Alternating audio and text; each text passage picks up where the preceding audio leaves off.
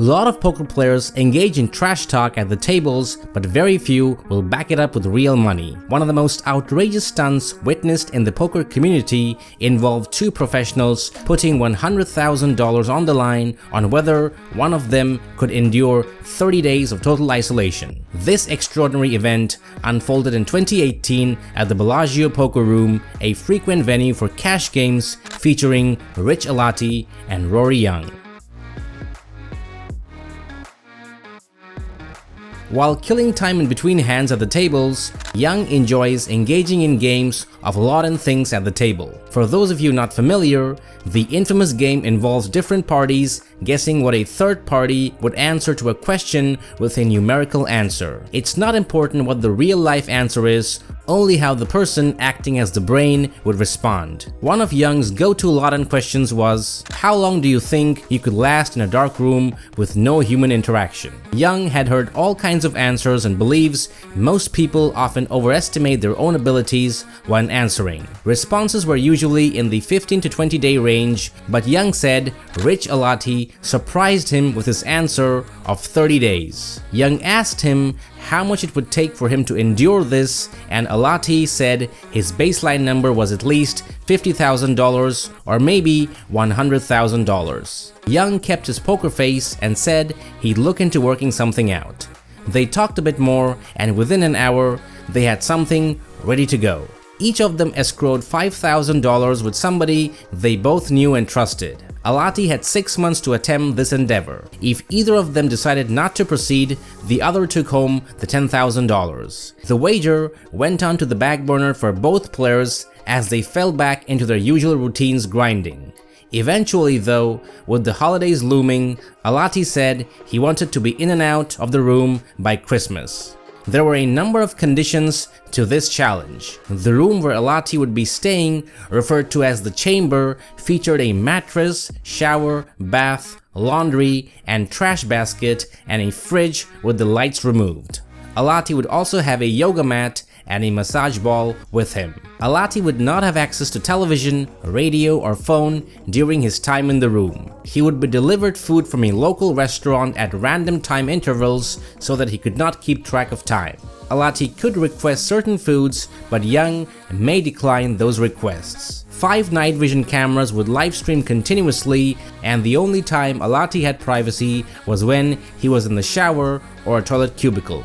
Alati's family would also be able to monitor their son through a video feed. When the deal was finalized, Young included a clause that meant Alati had to undergo a cavity search prior to entering the room in order to ensure that he did not take anything illegal inside. Alati also has to supply urine samples throughout the 30-day period in order to make sure he did not test positive for any foreign substances. Particularly noteworthy was a liability clause. Both of them signed a waiver that shielded each other from potential lawsuits. The event took place at an undisclosed location inside a Las Vegas hotel room. Young felt he was lucky because Alati did not ask for any odds. The true odds should have been somewhere between 5 and 10 to 1. An 11-page legal contract was drawn up, and each player was required to place their $100,000 in escrow prior to November 21st starting date, and a 3-judge panel was appointed to assure that Alati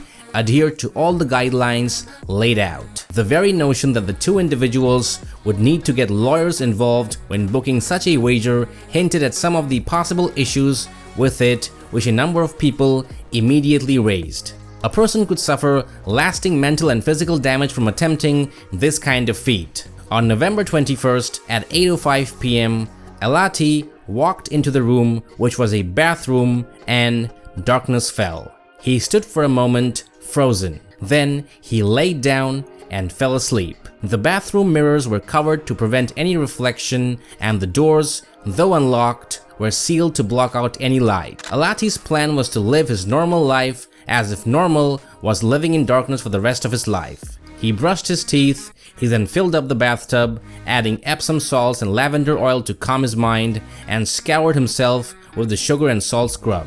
From the bath, he went to the shower to rinse off. He then headed to the sink, where he used Q-tips on his ears and lotioned his body. He did yoga and meditated. He had 720 hours and absolutely no distractions. From the outside, life was, well, a bit dull. Young, who had been watching the video stream in earnest, said it became a bit boring after a while because it's not like he's doing anything different. The biggest hurdles were mental. As well as the hallucinations, Alati's thoughts twice started to spiral negatively fast. In isolation, they could lead to despair. When they cropped up, Alati started doing yoga and he refocused on his body, on his pose and stretch. After 10 days, Young was worried that he would lose the wager. Alati was reportedly showing no signs of faltering and used his background in yoga and meditation to help him get through it. On day 15, Young's voice came over the loudspeaker. Alati jumped out of the bed,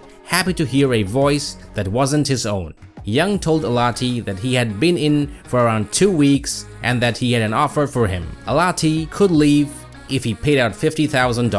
Alati laughed in disbelief at Young's proposition. It was a pretty aggressive negotiation tactic by Young. He then waited a few days and came back with another offer. This time, Young offered to pay Alati $25,000 to come out. The money was finally in Alati's favor. He considered the offer for an hour and then declined. On day 20, Young made the food delivery to his confined friend only to find him composed and in good spirits. Having been able to monitor Alati via video, Young realized that the odds were no longer in his favor. He knew it was time to negotiate again. Young came back on the loudspeaker and asked if he had any offers of his own. Alati said that he wouldn't come out for less than $75,000, to which Young countered with an offer of $40,000.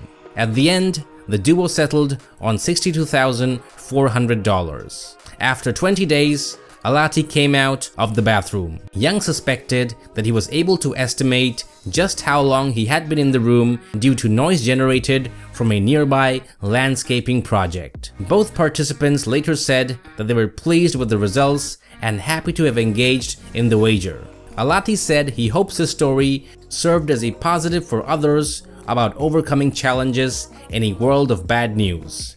He said he learned to value patience and things we take for granted like chairs, tables, and lamps, or simply being outside. When word of the event made its way across the Las Vegas poker scene, Young heard from somebody else wanting to take on the challenge but for far more money. That person was Huck Seed. Long story short, Huck Seed wanted to do it for $1 million, but he wanted much tougher conditions. Huck Seed said that he wanted to do it with no bed and no food for the first 21 days. And he'd do it for a total of 40 days, and with just water. Also, Huck Seed added that Young could put some cockroaches in the bathroom if he wished to.